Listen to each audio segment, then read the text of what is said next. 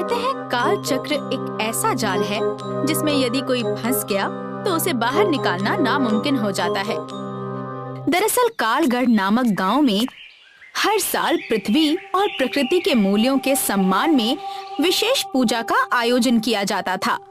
इस बार ये जिम्मेदारी मीरा के घर वालों को सौंपी गई थी, लेकिन तभी मीरा से एक ऐसी भूल हो जाती है जिससे पूरे गांव का भविष्य बदल जाता है।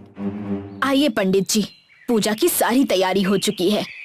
चाची की बात सुनकर पंडित जी पूजा के मंडप में पहुंचते हैं, लेकिन वहां पहुंचते ही वो क्रोधित हो उठते हैं। ये क्या हो रहा है? क्या हुआ पंडित जी? ये पूजा प्रकृति के मूल्यों के सम्मान की है ना? तो मैंने जो प्राचीन घड़ी आपको दी थी वो कहाँ है? वो यहाँ क्यों नहीं है? क्या नहीं है? जल्द से जल्द उस घड़ी को ढूंढ निकालिए, क्योंकि अगर वो घड़ी समय पर नहीं मिली और पूजा मुहूर्त पर शुरू नहीं हुई तो इसकी सजा सभी को भुगतनी पड़ेगी। पंडित जी की बात सुनकर पूरे गांव में भय का माहौल बन गया। इसी बीच, चाची, मीरा कहाँ थी तू अब तक? और पहले ये बता, कल मैंने तुझे प्रकृति के मूल्यों से जुड़ी सारी चीजें दी थी संभाल कर रखने को, याद है? हाँ चाची। तो उन चीजों में जो प्राचीन घड़ी थी वो कहाँ गई? वो यहाँ नहीं है।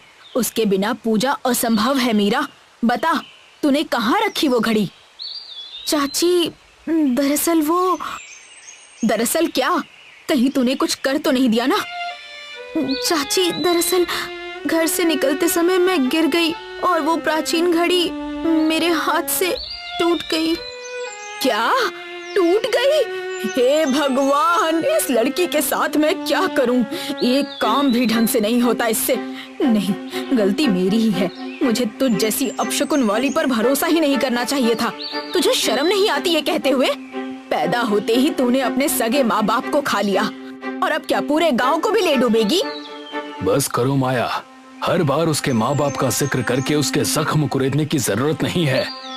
हाँ, आप तो इसकी ही वकालत करेंगे, लेकिन आज जो इसने गलती की है उसका खामियाजा हम सबको भुगतना पड़ेगा। तभी आकाश हरे रंग में बदलने लगा, चारों ओर से तेज हवाएं चलने लगी और आकाश से एक दूत नीचे उतर आया।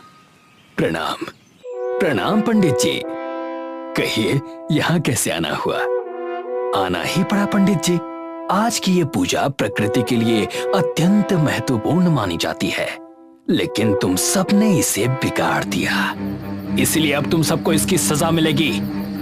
नहीं, देखिए, गलती मुझसे हुई है। मेरी वजह से गांव वालों को सजा मत दीजिए। नहीं, तुम सबको सजा भुगतनी पड़ेगी। आज से तुम सब समय के काल चक्र में कैद रहोगे। यही तुम्हारी सजा है। क्या?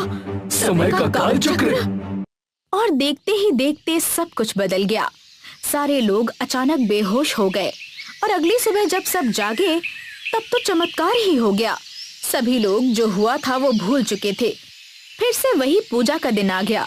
लोग पूजा की तैयारियों में लग गए। मीरा अपनी चाची की पूजा में मदद कर रही थी। वो प्राचीन घड़ी फिर से टूट गई। ये सब पहले भी हो चुका था और ये बार बार हो रहा था। सभी गांव वाले काल चक्र में फंस चुके थे। लेकिन तभी एक दिन, चाची आप चिंता ना करें, मैं इस घड़ी को संभाल कर ले आती हूँ।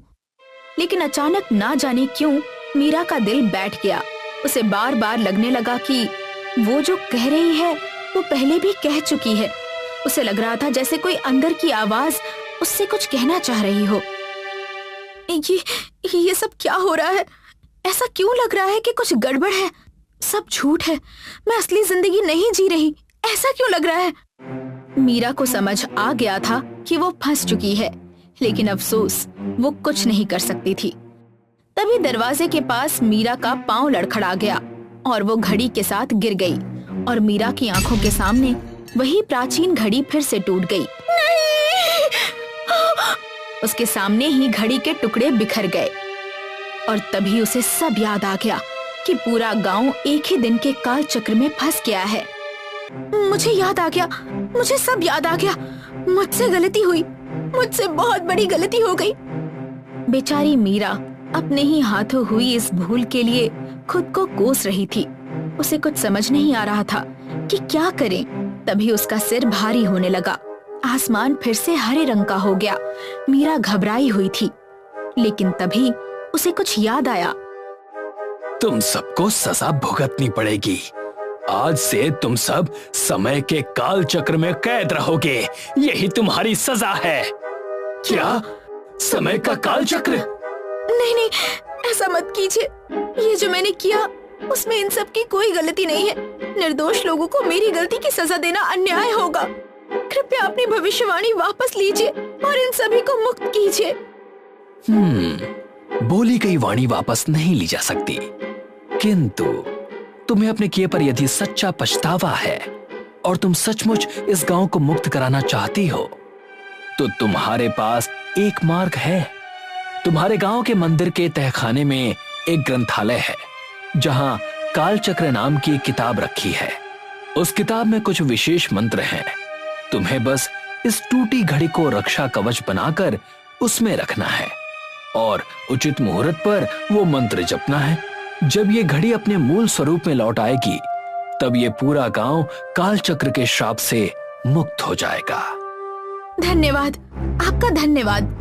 लेकिन अभी आपने कहा कि भविष्यवाणी किसी भी स्थिति में बदलेगी नहीं, तो फिर मैं इस गांव को कैसे मुक्त कर सकूंगी?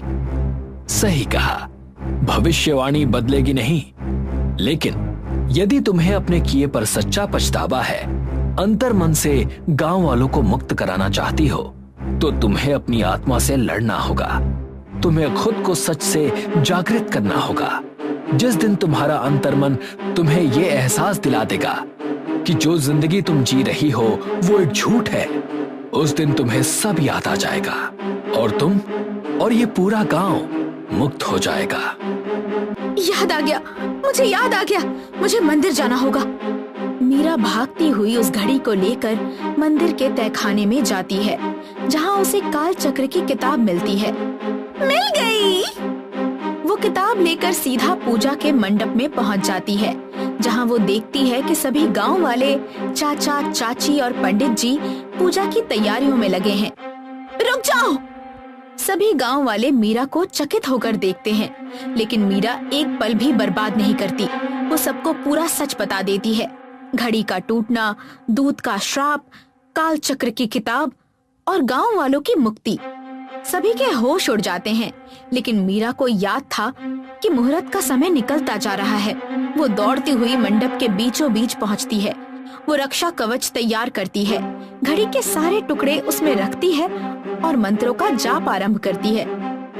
कालाय तस्मै नमः, कालाय तस्मै नमः, कालाय तस्मै नमः। तभी अद्भुत घटनाएं होने लगती हैं। आसमान गहरे नीले रंग में बदल जाता है, हवाएं तेज हो जाती हैं, सभी गांव वाले बेहोश हो जाते हैं। आसमान में दिन और रात का एक गोल गोल घूमता चक्र बनने लगता है और अंत में मीरा के मंत्र समाप्त होते ही घड़ी के सारे टुकड़े स्वयं जुड़ जाते हैं। मीरा भी बेहोश हो जाती है, लेकिन अंततः जीत मीरा के सच्चे मन की होती है। कुछ देर बाद गांव की जमीन पर नए सूरज की रोशनी पड़ती है और एक नए दिन के साथ गांव को श्राप से मुक्ति मिल जाती है।